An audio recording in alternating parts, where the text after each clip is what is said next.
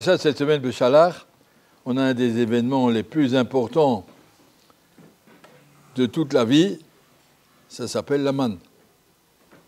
La manne, c'est quelque chose de spécial. Les Béné Israël sont partis dans le désert, ils n'avaient rien à manger. Dans le désert, il n'y a pas d'épicerie, il n'y a pas de travail possible, rien. Et HaKadosh Baruch Hu leur a donné la manne qui tombe du ciel à tous les repas. Et combien ils ont reçu de manne? Chacun a reçu la part qu'HaKadosh Baruch Hu voulait lui envoyer.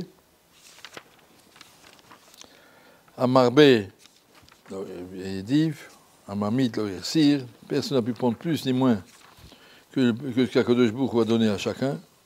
Tu as pris beaucoup, tu l'amènes à la maison, il n'y en a pas plus qu'avant, comme tout le monde.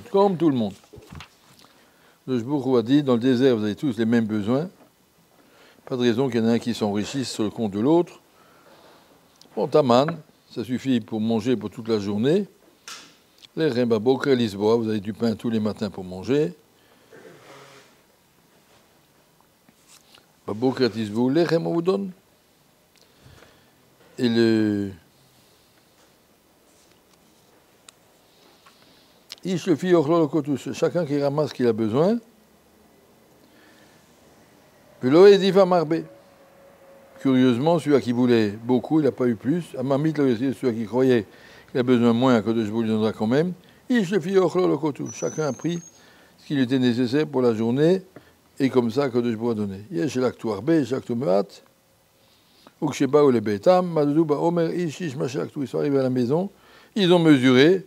Matsu shamarbe yolkit. Zenez gadol shnase borashi. C'est un miracle extraordinaire. Que même que tu en as ramassé beaucoup, ou tu en as ramassé trop peu, concrètement, à la fin, chacun a eu ce qu'il devait avoir, ni plus ni moins. Il y a marqué que les tzadikim, la manne est tombée devant leur porte. Les bénonim, ils devaient tourner un petit peu pour la trouver. Les rechaïm, ils devaient marcher beaucoup pour la trouver. Le Jbourou voulait pas leur montrer son affection. Voilà, je te donne, c'est un cadeau d'Hachem, mais quand même, tu ne mérites pas tellement que je te mette devant ta porte, alors débrouille-toi pour le trouver, mais en tout cas, je t'ai préparé aussi, que je vous prépare à chacun. Alors, cette paracha de manne, c'est extraordinaire, mais on peut se dire que c'était... La manne, il n'y en a plus. Aujourd'hui, le grand souci, la préoccupation de chaque bachour, et encore plus des parents, c'est comment on va se débrouiller dans la vie, comment on va faire, qu'est-ce qu'on va faire, comment on va s'organiser. Moshe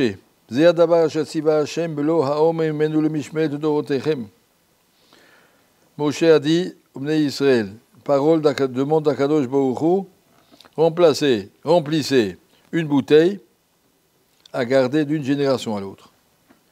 La manne, normalement, est pourrie chaque soir, tout ce qui reste est fondu.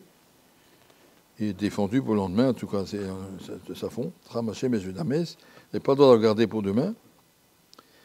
Mais gardez-en une bouteille à part. Le man yirou et alechem, pour que dans toutes les générations puissent voir ce pain, que je vous ai donné dans le désert, Potsi et la sortie d'Égypte.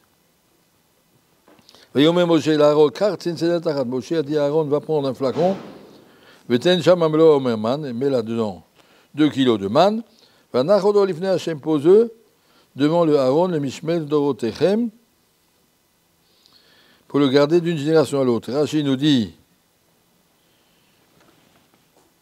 le Dorotechem, Kushiaya Yirmeyahu Mochicham, un jour, le prophète Jérémie a grondé les Bnei Israël, Lama enatem oskim batorah. Pourquoi vous n'étudiez pas? Qu'est-ce qui arrive? Mais ils ont dit, on a une famille à nourrir, ça va travailler. On va étudier, avec quoi on va manger?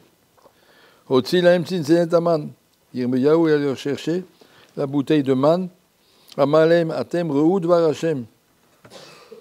Misé nit par-dessous avotechem. Harbe shluchim yesh olamakom, le achin mazon yireav. Yirmiyahu, ce n'était pas à l'époque du désert de Moshe Rabbeinu. Yirmiyahu, c'était beaucoup après, la destruction du premier temple. Et Yirmiyahu leur a dit, qu'est-ce que vous inquiétez de votre parnassa? C'est quoi votre souci? Akadosh Baruch il vous a donné dans le désert, il peut vous donner aussi partout. Hier soir encore, j'ai vu un Bachour qui est dans Shidouchim, ça vous arrivera aussi, mais c'est Hachem un jour.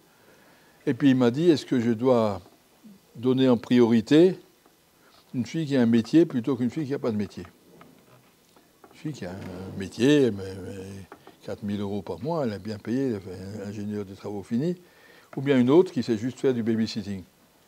Et alors j'ai dit, tu dois choisir la personne qui correspond à la Yirat Shamaim que tu veux et aux qualités de ce que tu as besoin comme épouse et comme mère de tes enfants. Puis le reste, Akadosh Baruch il pourvoira. Si ça passe par elle, ça passe pas par elle, ça passe ici, par là. La manne est assurée à tout le monde. Ce n'est pas notre préoccupation, ce n'est pas notre souci. Viendra le moment, il faudra peut-être faire quelque chose, ou il ne faudra pas faire, ça on verra demander à Jérémie, et pour faire Yirmiyahu, combien il faut faire, mais il ne faut sûrement pas s'en soucier. Ça ne doit pas être votre préoccupation tant qu'on n'en a pas besoin. Un grand théorème de la manne, c'est Dai le tsara b'sha'ata. Les problèmes se résolvent au moment où ils se présentent. On ne va pas gaspiller les plus belles années de la vie pour aller apprendre un métier que je ne sais même pas si on va s'en servir. Lerne, fais ton chasse, finis ton chasse, au moins tu as fait quelque chose, c'est que tu en auras besoin. Finis ton Mishnah Berurah, connais bien ton Chumash Rashi. Finis ton Mishnah, finis ton Midrashim, finis tes Tehillim. Apprends, vie, il y a tellement de choses à apprendre. Tout le jour à Naour, tellement de choses à faire. Apprends ce que tu as à apprendre. Un jour, tu auras besoin de nourrir ta famille, tu trouveras quelque chose. On verra, tout le monde trouve quelque chose. L'aura été tzaddik, j'ai vu personne qui est mort de faim. Peut-être là-bas à Azam, mais pas ici.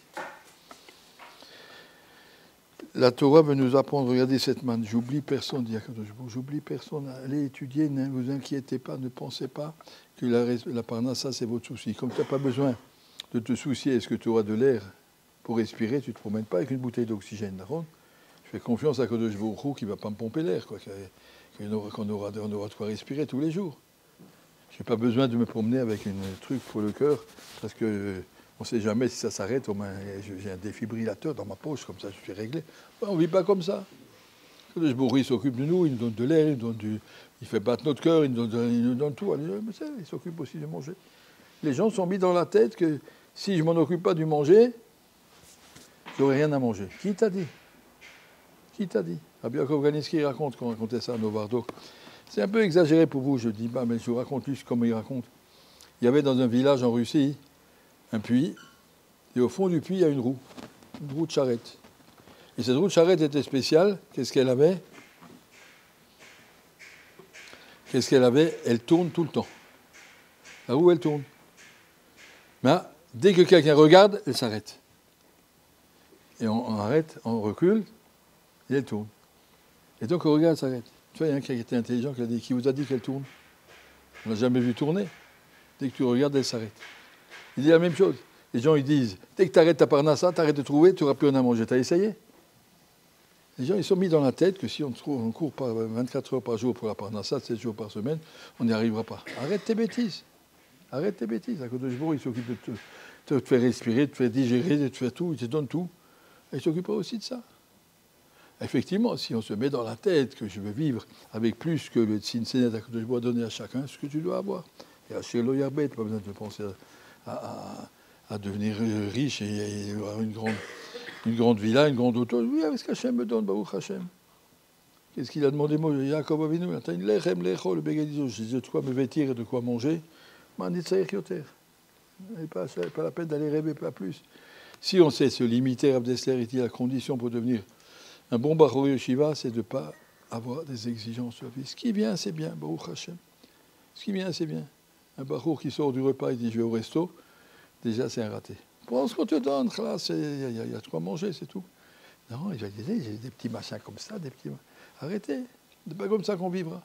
Si tu veux vivre bien, pense qu'Hachem te donne, la manne est arrivée dans ta porte, tu manges et tu tais, et puis c'est tout. Et apprendre à vivre simplement, avoir des exigences, qu'Hachem te donne. Hachem il donne à chacun. S'il te donne plus, ben tu utilises plus. Il donne moins, tu utilises moins. Alors, je t'ai demandé une fois, il a dans sa cuisine, il y avait un morceau du plan de travail qui était cassé. Il y a justement un ouvrier qui passait là-bas, qui a dit, Madame, donnez-moi 100 shekels, je vous arrange ça. Il a arrangé très joliment. Et quand le Rav est revenu, il a dit, pourquoi tu as fait ça? Il a dit, pour 100 shekels, ça valait le coup. Il a dit, mais 100 shekels, tu l'aurais donné un collet, on aurait eu des srouillottes, là, qu'est-ce qu'on a? Un morceau de pierre à la place. Qu'est-ce que c'est? On a de l'argent à gaspiller. Donc ils savent vivre avec le minimum, pourquoi vivre avec plus? Alors nous, on n'en est pas là. Peut-être on a le droit de réparer notre plan de travail, on a le droit. Mais Akadosh Baruch Hu, il sait combien donner à chacun. Il n'a pas besoin de l'aider. Il t'a pas demandé. La manne est là. Si on vit le jour où vous aurez besoin, vous irez voir, vous irez travailler, Akadosh Baruch Hu vous donnera. Pour l'instant, ne pensez pas à ça. 5 ans, 10 ans, 20 ans de limoud, après on verra. Mettez-vous dans la tête, je finis le chasse, je ne veux pas rester à Namarès. Étudie. Les études, on fera plus tard, quand ça viendra, quand on aura besoin. Pas besoin de faire des études pour gagner de l'argent. La plupart des gens très très riches sont des gens qui n'ont pas fait d'études. Je ne sais pas si vous le savez. Ceux qui font des études deviennent employés chez les patrons riches, qui ne savent pas lire. Et donc, conclusion, Aman. Ce qui est marqué dans cette paracha, c'est tellement important cette manne. Torah nous a dit, je vous ai nourri, je ne l'ai pas oublié, je ne vous oublierai jamais. La preuve, Yirmiyahu Hanavi. Merci.